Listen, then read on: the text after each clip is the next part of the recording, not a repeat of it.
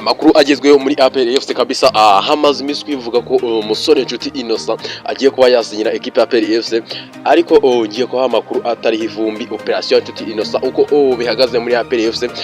Ngiye nababwiye ko amakuru ya mbere ari ngiyewe ubu yafite ahangaha rwose. Ngiye kubabwira operation y'umusore Nshuti Innocent ese kubeki atari gusinya kandi bimaze iminsi bivuga ko APR FC bagizanye ibiganiro. Ndagira mabwire ngo Nshuti Innocent hari indi kipe yo hanze kabisa arimo negosia nayo, bidakunze nibwo yaba yabasha kuza muri equipe ya APR FC. Ni amakuru umba nkandagiye kabisa, mbafite ku biganza byanjye.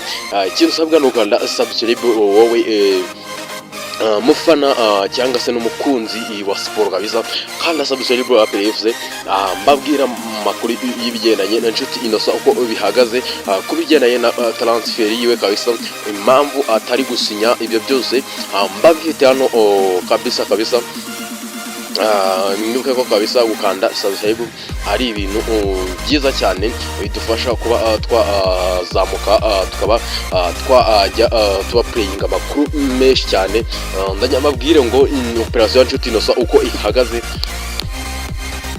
Ikintu kiriho nuko umusore Nshuti Innocent kabisa, uyu musore wa ubu yari muri Leta Zunze Ubumwe abisa akaba yarabashije kutongererwa amasezerano muri no Sevilla ari muri Leta Zunze Ubumwe za Amerika.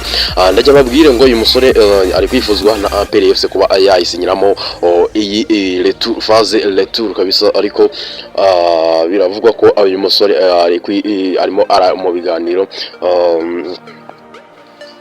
Icyo nabwira nuko uyu musore Nshuti Innocent ari kwifuzwa n'ikipe ya Maromozi Galaxy kabisa ya muri South Africa cyangwa se Afrika y'Epfo.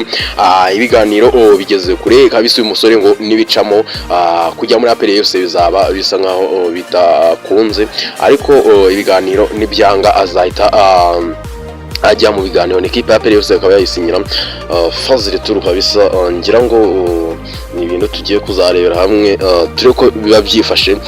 Iyi operation ndagenda mbabwira neza, mbabwira uko bihagaze, uko operation iri kugenda, uko Nshuti Innocent birimo biragenda, ese ari gusinya, ese bimeze bite. Icyo sabwo nukanda subscribe, igihe nshyizeho video uzajya uhita umenya uko bihagaze.